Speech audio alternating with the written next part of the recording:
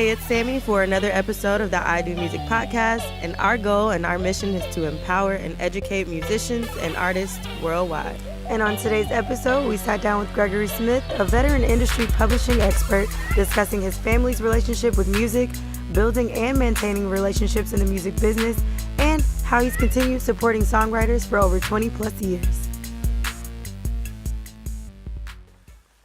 Hey, it's Sammy for another episode of the IdOMUSIC podcast, and I am sitting down with former Regional Director of Creative Services at CSAC, and just all around a part of this music business, Greggory Smith. How you feeling? Man, I am fantastic. How are you this morning? I'm doing well. I've lost my voice due to all of the festivities. Me too. That's why I sound like a radio DJ. Oh, you sound good. Okay. Let me find out. What's up? I'm happy. I didn't realize that you were who you were when I've seen you with Ryan and everyone just like kicking it. I feel like I always run into you and we're just kicking it. So I feel a little bit more comfortable knowing that it's you. Thank you. So thank you for coming and sit down with me. It's my honor. It's good to be home. Yeah.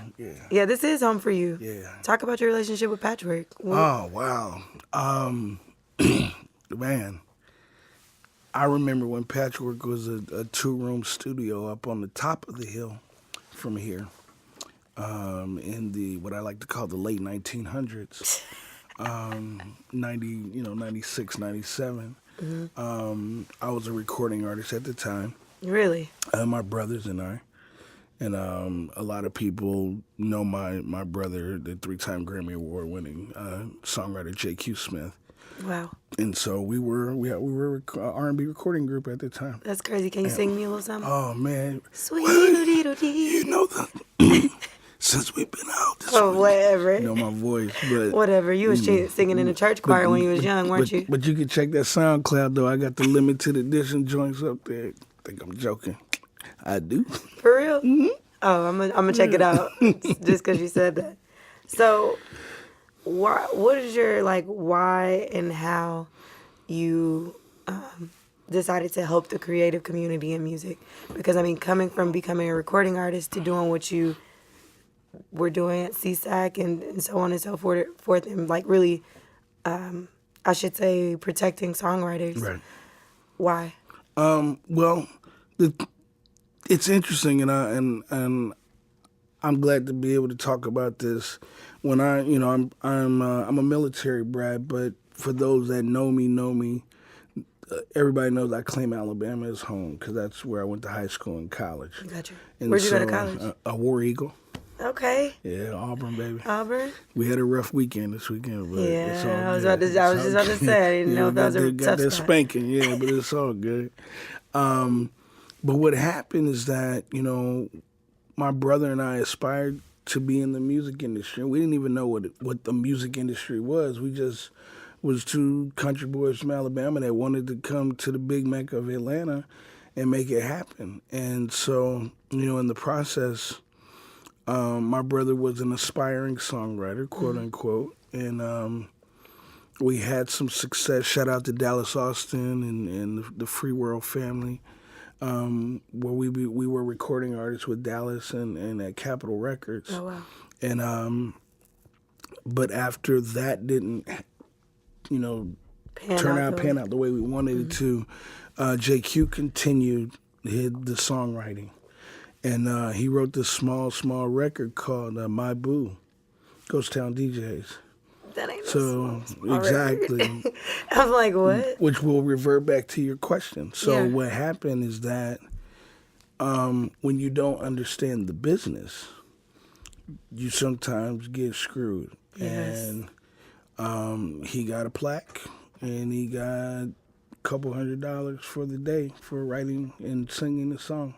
He wasn't protected. He wasn't protected. Wow. And, we were just happy that it was on the radio. And we saw the video, but there was the Ghost Town DJs. And why is it called that? Because they're ghosts. We don't want them to know who it is.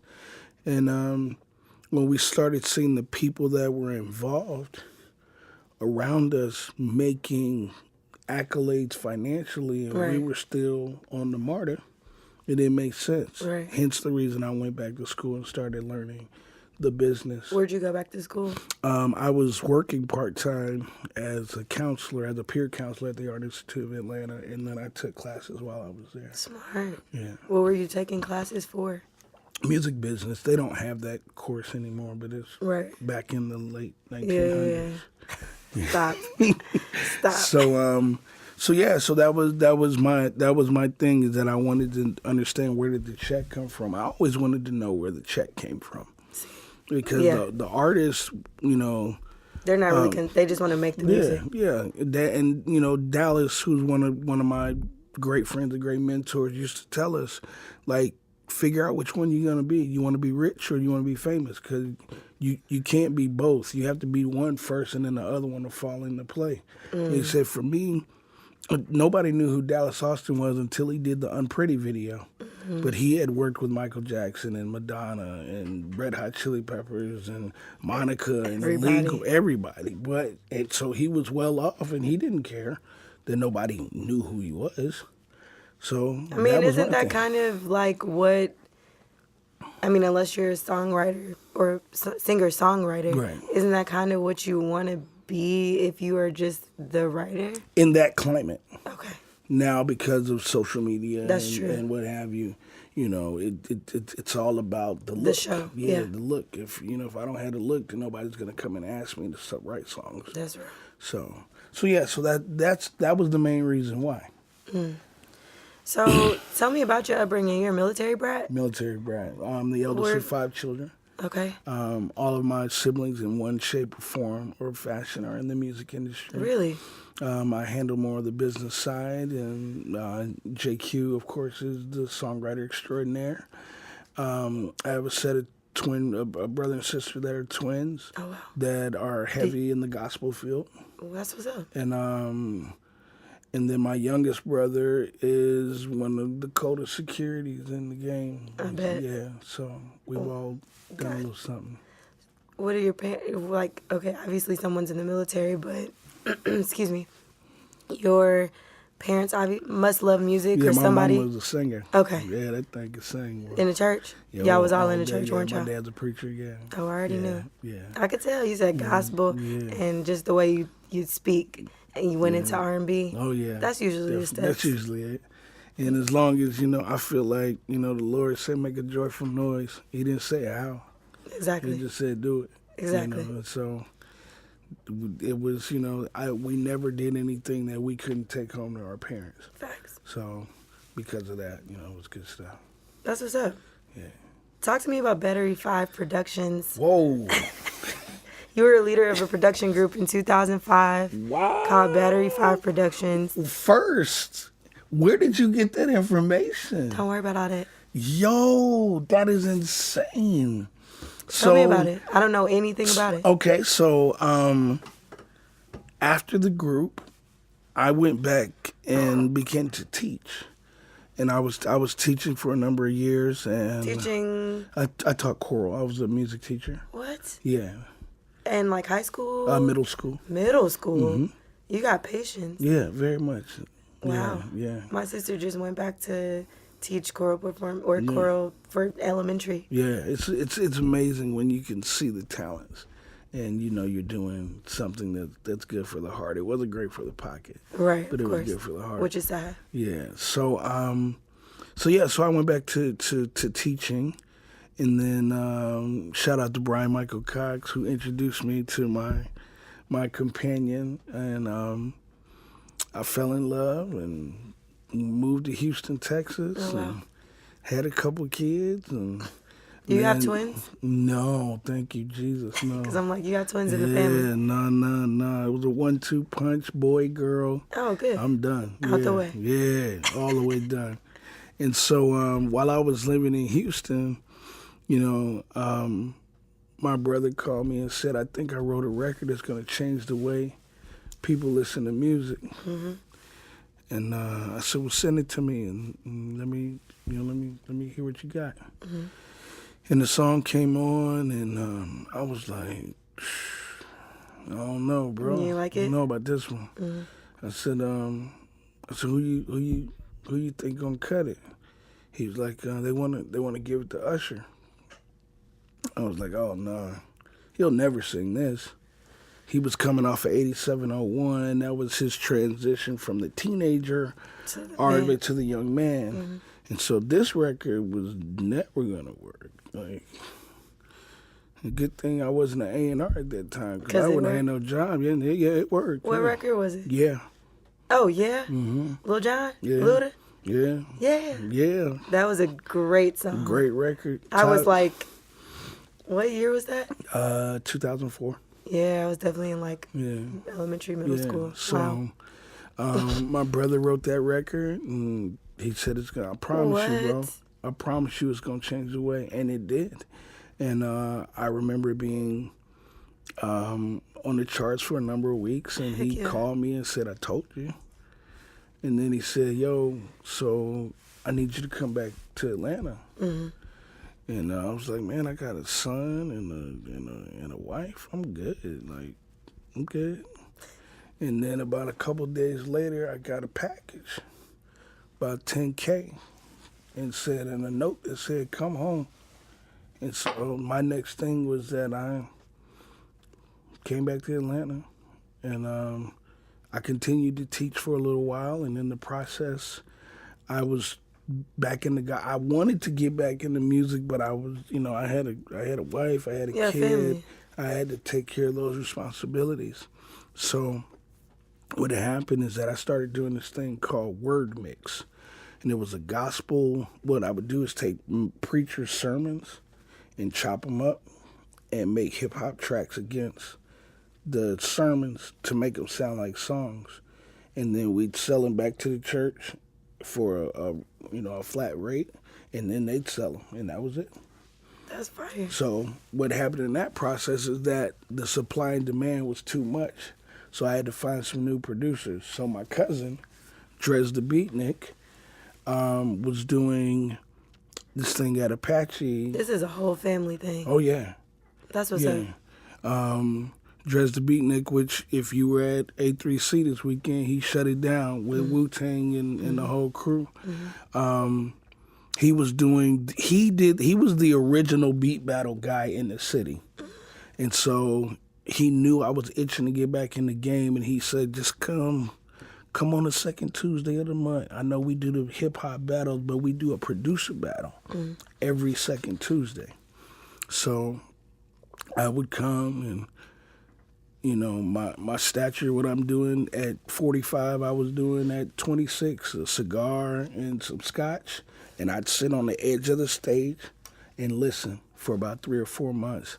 And I handpicked these guys to be my team and said, listen, I'm gonna lease your beats and help you make some money.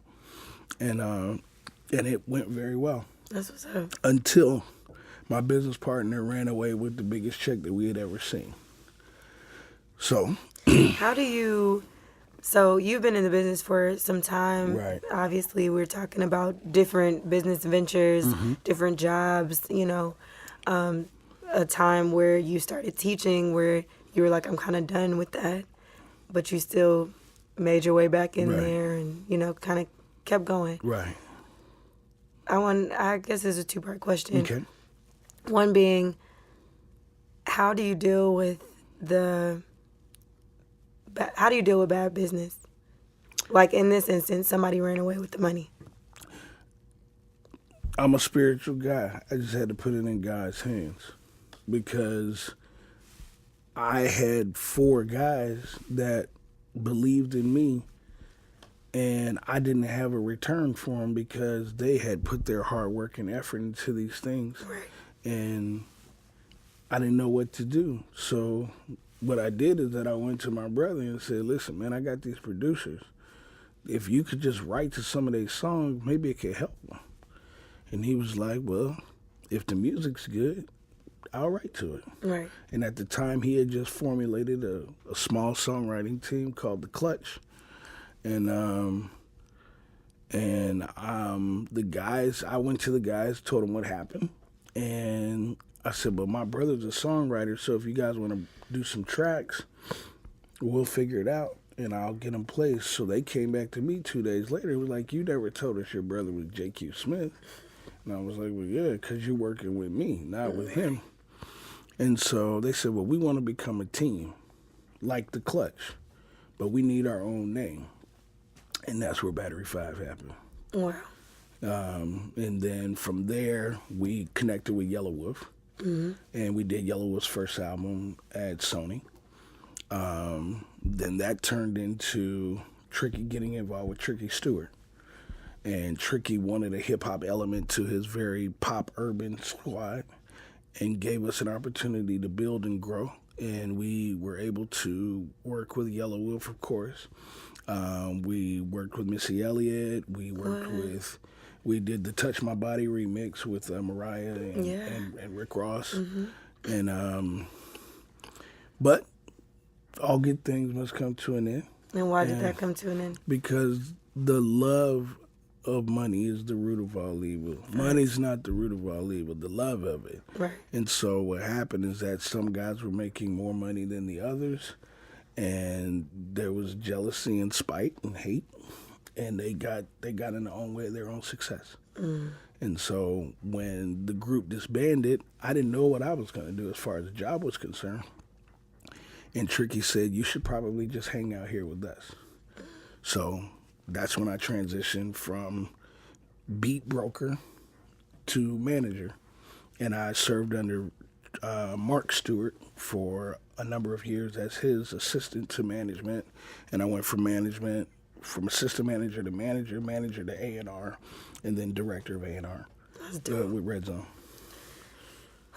Yeah.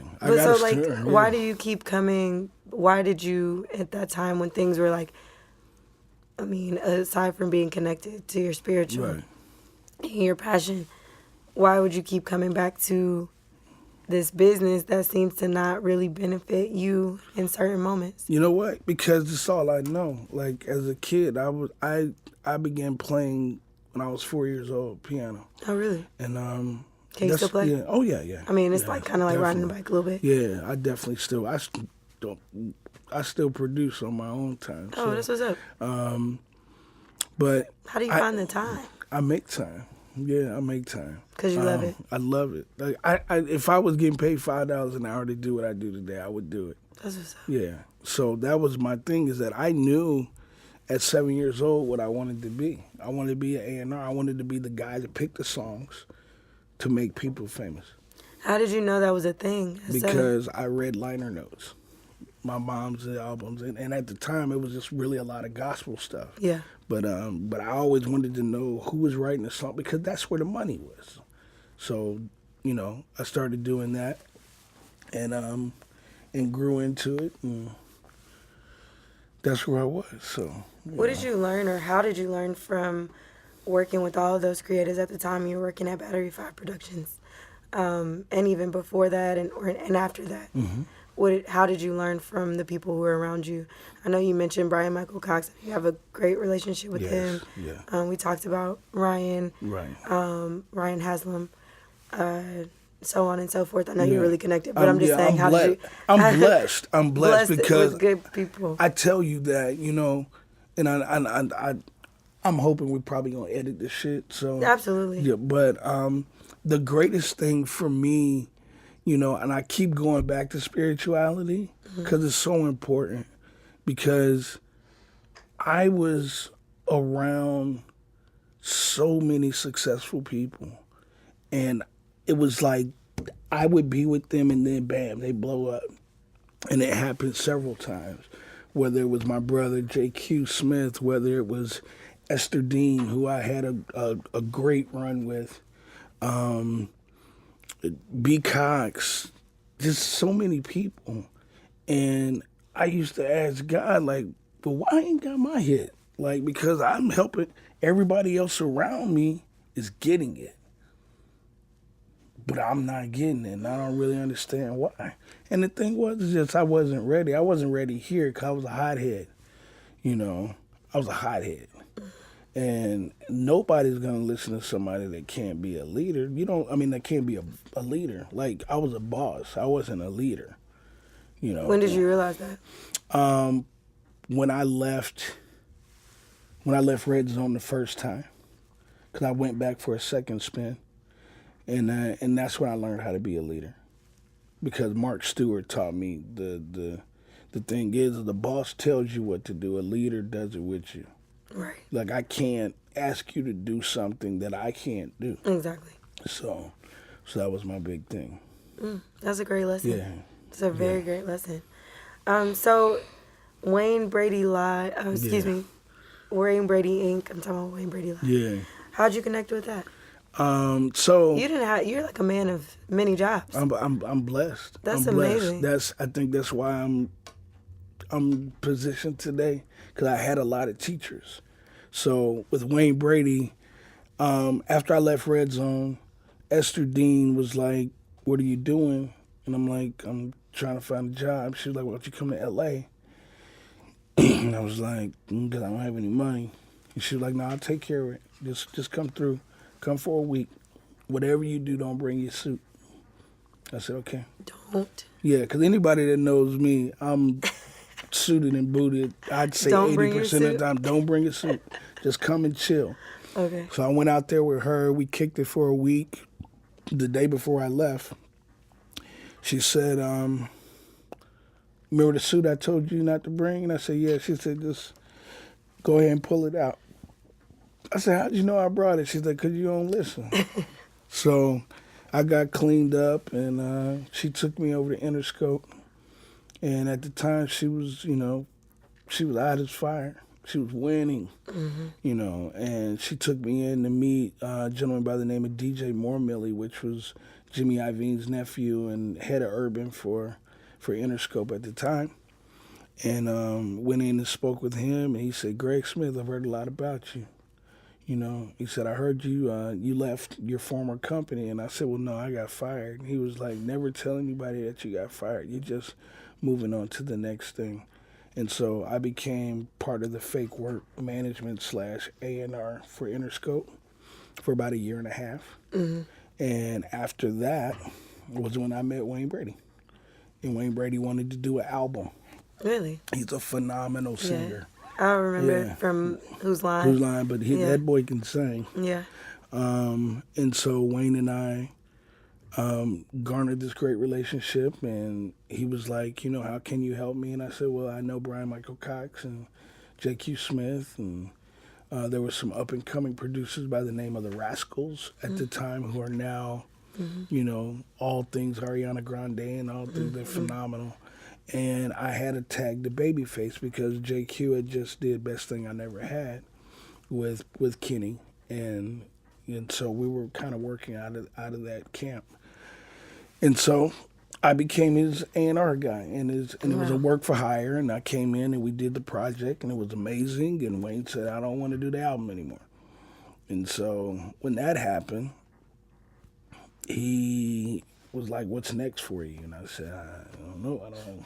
This is work for hire." And so he offered me a job as his music consultant, and I stayed with Wayne for a couple of years, and was a blessing because I got to learn TV and film. Exactly. Because he was on. That's a whole nother, a whole nother thing from the music world. Definitely. And so that was a blessing.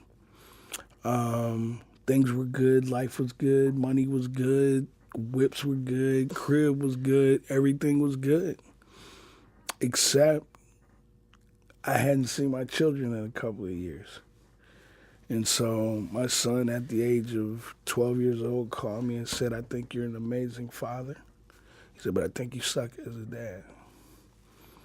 And so, That him. yeah. Okay. So, the next day, I quit and moved back to Atlanta. The next day. It's And okay. I didn't know what the next play was. And I never burned any bridges, but I just didn't know what I was going to do next. So I spent a lot of time on some couches and tried to figure it out. And, you know, B was always a support, but he was doing his thing. And my brother was a big support, but everybody was doing their thing. So I was like, I got to figure out me, to do my thing. And so what happened is that B was like, yo, CSAC position's opening up. He said, they should have hired you a while ago. He said, you should go for the position. I'm going to do everything in my will to make sure you get that gig. And so it took me a year and 2 months to get the job. Wow.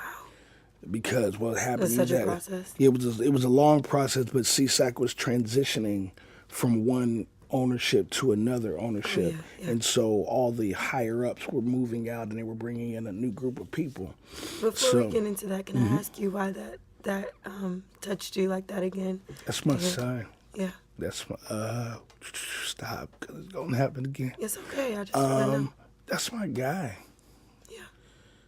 That's my guy. And How's your relationship with him now? Come on. It's my number one. Okay. Yeah, he'll be 17 next month. That's a blessing. It's the thing is that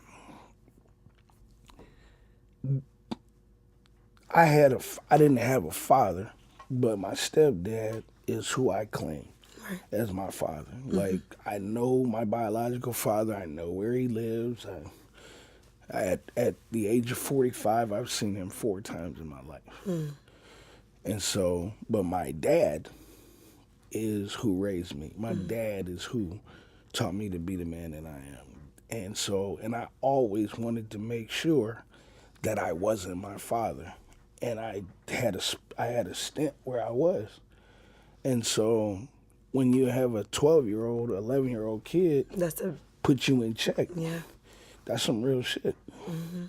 And so, and I'm big on family. I'm big on family. How do you balance it though? Because I mean, obviously that period of time was rough for you, being all the way on the other side. And I guess I relate too, because my dad lives and has always lived since I was about 4 in California. Right. So trying to I'm getting some understanding from a father and a dad wanting to be there, but it being difficult with what you have going on and trying to provide. Right, and the difficulty was less about me being a father, but more about my relationship with my ex. Oh, okay. That's where the issue came in. Okay. But of course, in time, you know, she's my best friend. We're good. But yeah, so that's just what was my thing. And so, you know, at the age of 17, my son is one of the coldest A&Rs in this game. Wow. And, you know, he goes to A3C and more people are sitting around trying to get knowledge from a 17-year-old or a 16-year-old kid than they are from me, because that's what he wants to do. You know, he fast forwarding, but we'll go back to it. I think it's a very important, since we're talking about him. It's a very important point when so I'm the oldest of 5 kids. We all have children. My sister lives in New Orleans. So my sister takes all of the cousins every summer, and they spend the summer in New Orleans. Oh, wow. So it gives them an opportunity to be together. Yeah. And so one summer, my first year at CSAC, so with that, my birthday's in July, so I always miss Father's Day, and I always miss my birthday with my kids because they're in New Orleans. Gotcha. So I think it was 2014, maybe 2015, my son sent me a text and said, check your IG. On Father's Day, he didn't say Happy Father's Day, nothing. He just said, check your IG. So I checked the IG, and there's a picture of me and him when he was like a little baby. And then there's another picture when he was big. And so on the post, it said, he said, my dad never discouraged me to be he said he never encouraged me to be in the music industry. He said, but at the same time, he never discouraged me to be in it. He said, so because I'm who he is, this is what I'm going to do in life. And when you see some shit like that, it's like, wow, like you really your purpose is what it is. Right. And so my kid is, for those, which I know we got a big audience here, Jack Harlow. My son found Jack Harlow. Who is your son? His name is Brenton Smith. Brenton Smith. Or the Kid Pesos on social media. Yeah. But he found that dude. Mm-hmm. And him and Jack are friends today. Yeah. It's ironic. We talked about him on the KY episode, Jack Harlow and the homies. Yeah. So I had him before KY. I had him before Drama and Canon because he needed a PRO home. I literally wrote years ago on my blog about those kids. Yeah. And it's a beautiful sight to see. So that's dope. But I mean, that kind of speaks to the reason why people are listening to a 16 or 17-year-old A&R is because they're the culture. Right. All the way. Yeah, all the way. Yeah, that's what's up. So that was one, and also Amine for Caroline. So, and it was so weird how he pulled that one out because, he was on the internet watching the video. He called me. We talking about less than 100,000 views at the time. Mm-hmm. I think that record might be at 90 or 100 million plus views. 100,000 views maybe. He's like, Dad, this is what's next. This is what's next. And I said, okay. I said, I'm going to listen to it and I'll hit you back. About 10 minutes later, he called me back. Did you hear it? I was like, nah. So I'm just trying to finish up some paperwork, but I'm going to put my ear on it. And he said, a music industry guy told me once, you make time for the things that you want to do. And I said, Brenton? He said, yes, sir. I said, you shut the hell up, and I'll call you back. I listened to the record. That record was fire. Yeah. And the video was amazing. And so 10 days in from that, I ended up being in New York. I met with the manager. I met with Amine. Amine met with my son. Because I said, I wish I could say I found you, but I didn't. I said it was my son. And they talked on FaceTime, and him and Amine are still friends now. That's amazing. And so, he's the wave. Like these young kids are the new wave. And all of them aren't, and nothing against the 21 Savages or the Little Pumps or Little Babies and all that. But when you can find a kid that knows that side of the world but understands the content as well, like you got something real there. And so that's special. That's my dude. Yeah. That's what's up. Yeah. I'm happy. I'm not gonna cry no more, so we good. You ain't gonna cry. Get emotional. It's okay. It's okay. It's his life. This is real human interaction right here. I love it. Okay, so we gotta talk about I don't know what it means to be the regional director of creative services at CSAC. Me either. What were you doing? I was finding songwriters, pulling them in. I was the songwriters that we already have, just establishing the relationships with them, and just staying active in the music community here in Atlanta. When I first got the job at CSAC, the first person I wanted to talk to was Teddy Riley, because I knew Teddy was signed to CSAC. Of course. But they was like, Teddy's not your client. I was like, I don't care. His number is on this database? Cool. Find his number, let me call him. I called Teddy for 32 days straight at 2 o'clock every day, Monday through Friday. Wow. Till he picked up the phone. When he picked up on the 33rd day? 33rd day. And what did he say when he picked up the phone? He said, what do you want? He said, this number calls me every day at 2 o'clock. I said, this is consistency. Oh. I said, I know you don't probably remember me. I said, my name is Greggory Smith. I'm the new CSAC rep. I know you live in Atlanta, so I wanted to just tell you if you need anything, feel free to reach out to me. I said, is this your cell phone number? And he was like, yeah. I said, I'm going to send you something. And I sent him a picture of me and B. Cox and him that we had taken at Doppler like 10 years ago. I had my dreads were to my ass, and we was out there. And he would go, I remember you. He said, you was the little dude that sat in the corner. You didn't say nothing. I'm like, when you're in the room with greatness, you got to absorb that shit. I said, I wasn't trying to say, what was I going to say to Teddy Riley? Thanks. I just wanted to be in the room. Mm-hmm. And so Teddy McKinnon is now one of my dearest friends. That's crazy. And that first year, funny, the A3C thing is that my first year, CSAC played a major factor in A3C up until this year. And so I would do a thing. I would do all my stuff on Saturday. And so it'd be hashtag CSAC Saturdays at A3C. And so I called it the changing of the guard.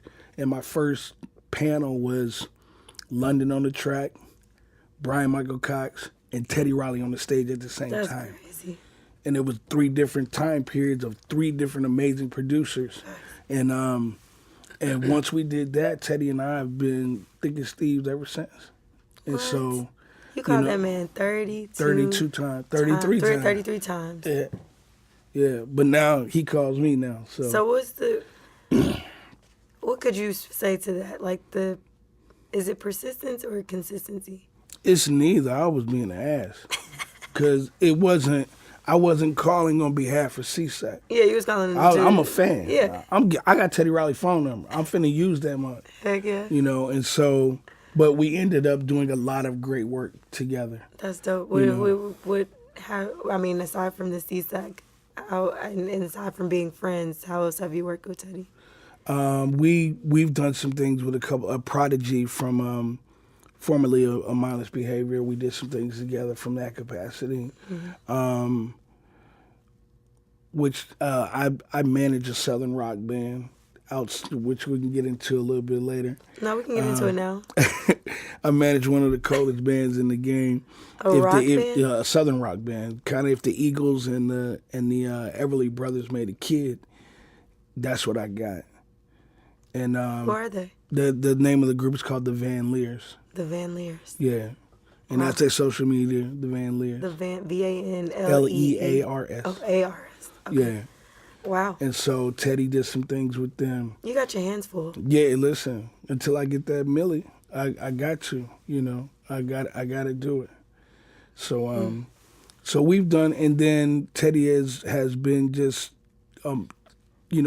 since we said this is going to probably happen a little later, I am currently doing some consultant work for Teddy on some films for some music supervision. Fire. Yeah, so. Here for it. It's my brother. I mean, he's a great friend. That's what's up.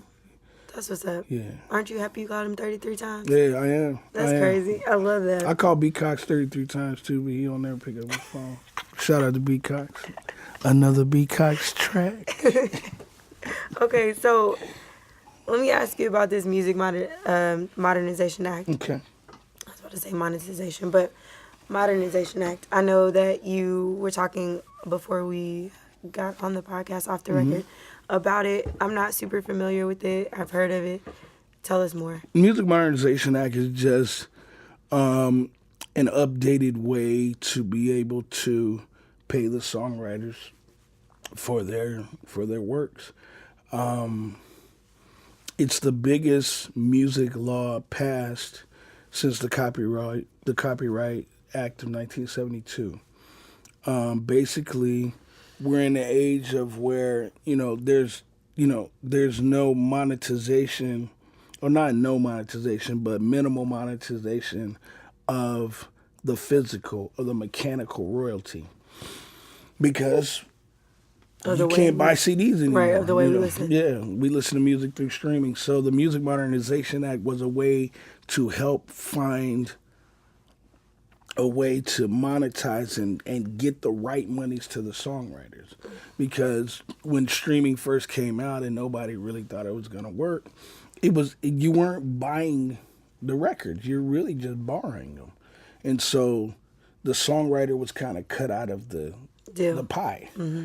And so with that, the Music Modernization Act gives the songwriter an opportunity to make his money from the mechanical standpoint. What was your place in making? Did you have any involvement in? A little. CSAC was allegedly against, and I say allegedly in emphasis, against the Music Modernization Act. But what it was is that Blackstone, which is CSAC's parent company, was not in agreement with the terms of the Modernization Act. Gotcha. So when you think of PROs, you have BMI, you have ASCAP, and you have CSAC. CSAC is now considered as an MRO, a music rights organization, in contrast to a PRO, because the PRO covers the monies from the performance standpoint.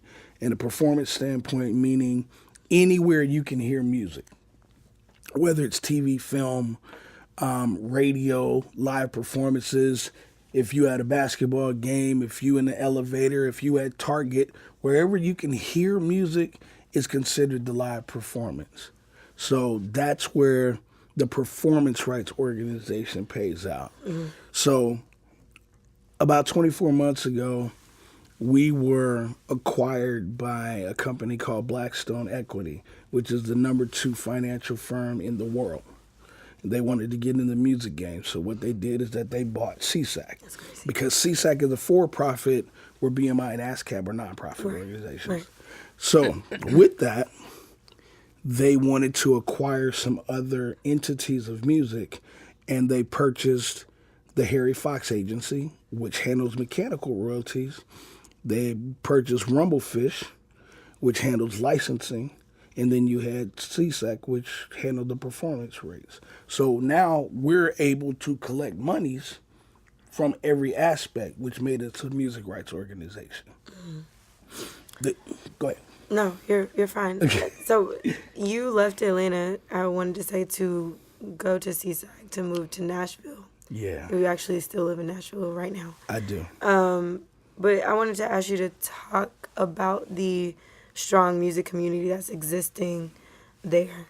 And it's always there in Nashville or here in Atlanta? Nashville. Okay, so let's say this first.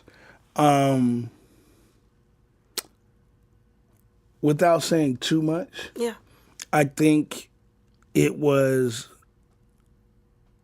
a disservice done to the music community here in Atlanta when CSAC left. Because you originally took the position here in Atlanta and then you moved to Nashville. Yes. When you all left. Yes. So why was that a disservice? Because a lot of what people have to take into consideration is that music, from a multi-genre standpoint, Atlanta is the hub from a creative standpoint. Now, when I do my master classes and do my teachings, I explain it as in Atlanta is a city of music, but Nashville, LA, New York, those are music cities. Yeah. Yeah. Like, the one thing you can't do in Atlanta is get a check. You can't get a check cut here. Everybody comes here, and everybody, you know, whether we get the Migos and the QCs, or we get the B-52s out of Athens in a pop rock world, or Elton John who lives up the street, or Zach Brown who lives in Douglasville. Like, every genre is here, but everybody had to go somewhere else to get the check. Why is that? It's unfortunate. I don't know. Do you think that'll change soon? Cause to be honest with you, no, I don't think so. Because now, where Atlanta is from a film and TV perspective, and they're the number 1 city in the world for TV and film, they don't need the music element here. And music's not dying, but the monetization of music is harder now than it's ever been before. Where, you know, I remember there was a time when producers that I had worked with were getting $50,000, $60,000 a track, a song.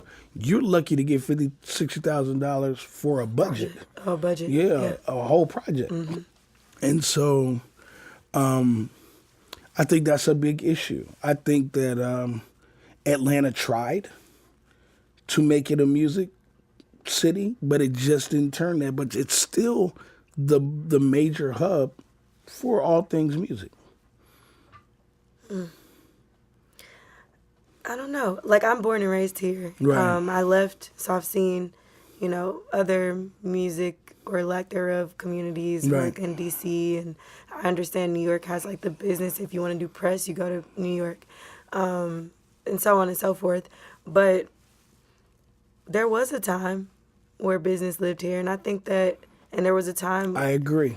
that let me interject. Yeah. The only time business was here was when LaFace was here. Right. But even LaFace, you had to go to New York to get Still. the check cut. That's Because it was crazy. Arista. It was still Arista was the parent Records, company. yeah. So, but the unfortunate thing out of all of that, and it was spoke on briefly during the A3C conference, is that when LA and Babyface left Atlanta, no one took the reins and said, we're still gonna make this a city that you gotta come see us. Whether it was Dallas Austin, whether it was Red Zone and Tricky Stewart, whether it was Jermaine and Social Def, there were major factors that actually LA put all of them on. LA used to tell these cats, you don't have to sign to me, help me help you. You help me get my thing popping, and I'm gonna make you big too. And that's what he did. Whether it was Dallas and TLC, whether it was JD and Usher, whether it was Organized Noise and Outkast, who Organized Noise was never signed to LaFace. A lot of people don't know that. They were signed to Interscope as a production team.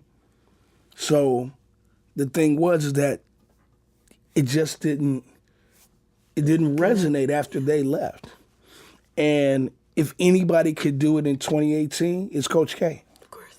QC could really come here and make this thing really, really, really, really happen.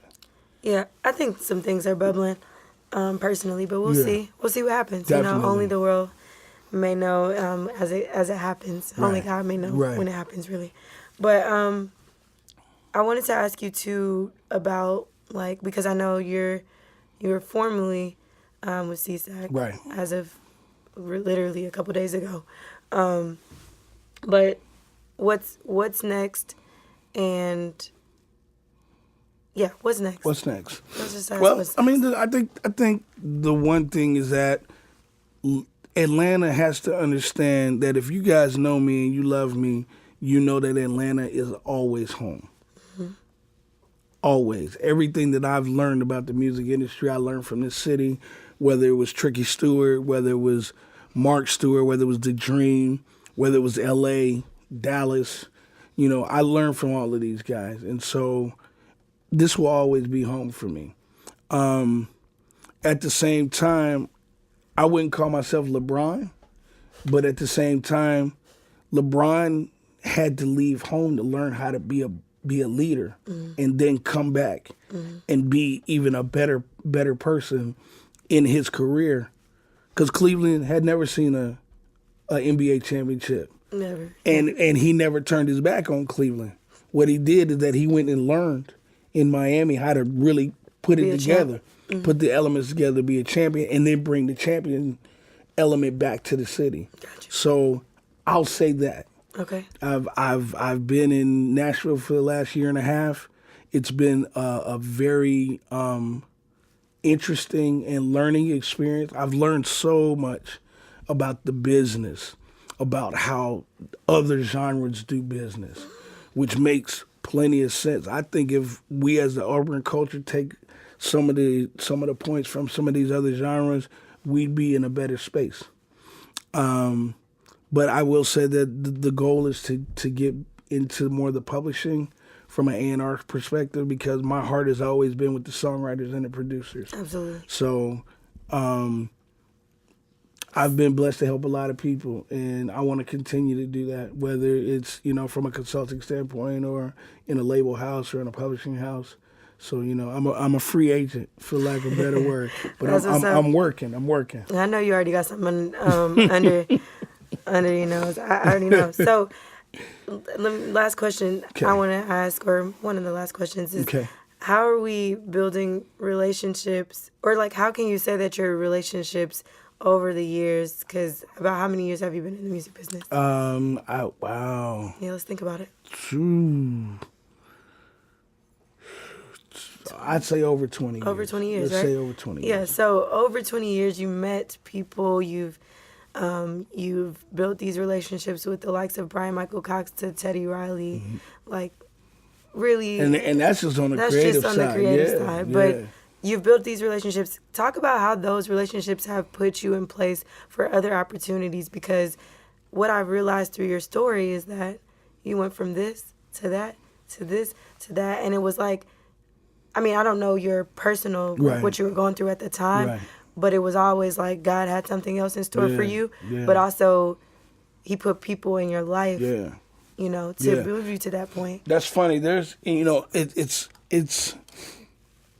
I'd say in the last 5 years, you know, and I'm not saying this because he's in the room, but in the last 5 years, there have been, at the age of 45, I don't need any new friends. Facts.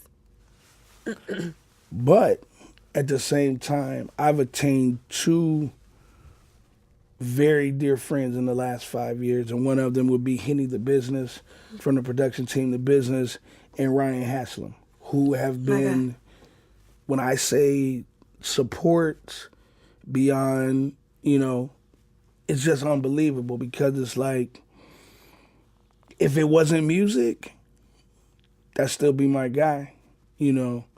And I think everything is built upon relationships.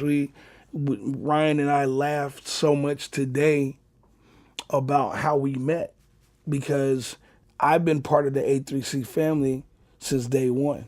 I walked away from it for a few years, but then I came back. Okay. But I remember when I came in from a corporate standing with CSAC, and, you know, I was always accustomed to speaking with Mike Walbert, and that's it. I don't want to talk to anybody but the boss. Right. And I remember Mike saying, well, I got this new guy. He's incredible. He's dope. You know, his name is Ryan Haslam. I promise, he's going to take care of you. Whatever you need to get done, he's going to take care of you. Ryan's here, by the way. Ryan's in the building. Ryan would shoot me emails, and I would just forward the email to Mike and be like, okay, what are we doing? What are we doing? And then one day we were at some event. I don't even know where we were. But Ryan walked up on me and was like, yo, you Greg Smith, right? And I was like, yeah. He was like, yeah, man, I'm Ryan Haslam over at A3C. And I was like, okay. Oh, yeah, that's what's up. But immediately it became, and, you know, a lot of people use the word, oh, yeah, that's my brother. They use it loosely. Or to say, yo, I love that dude. Like, they use that loosely. Mm-hmm. I don't use that loosely when it comes to Ryan Haslam. That's your guy. You know, that's my guy. Family. Like, all the way. That's what's up. And so, you never know. You know, Ryan, you know, we just, you know, since this is a later post, you know, Ryan he was the program director for A3C now, but God is putting him in some different positions right now. So when this drops, he may be in another position too, because he and I have been on the phone like, how did your interview go? That's what's Yo, up. G, like, man, you think I'm good? Like, Ryan, I was in L.A., Ryan sending me his template for his what do you call them things, bro? I had to put together. The deck? Yeah. Yeah, he had to put together a deck. He like, how does this look? I'm like, this is cool, but let's do this and this and this. Let's decipher because that's my man, you know. And when I come to Atlanta, my room is in East Atlanta, and so it's a blessing, and and you never know, you never. Who would have known that Curtis would own this when he was just the general manager of the building 20 years ago? You never know. And so you have to treat people like you want to be treated. And that's not something that I learned immediately. It was after, several, more error than trial, a lot of error, a lot of speed bumps. It's okay. And so, we're here now. Yeah, it's good times now. I'm happy you learned. No, me too. Hothead. Definitely. I know I'm cool now. I'm cool. Yeah, I actually ran into Ryan in New York in a Chipotle. And then after that, at an open bar. So we've had some great times, Ryan. Rock out. Yeah, I don't really have anything else because you just have too many stories. And I feel like we can go on and on for days. But I am really happy for you and what's up next for you.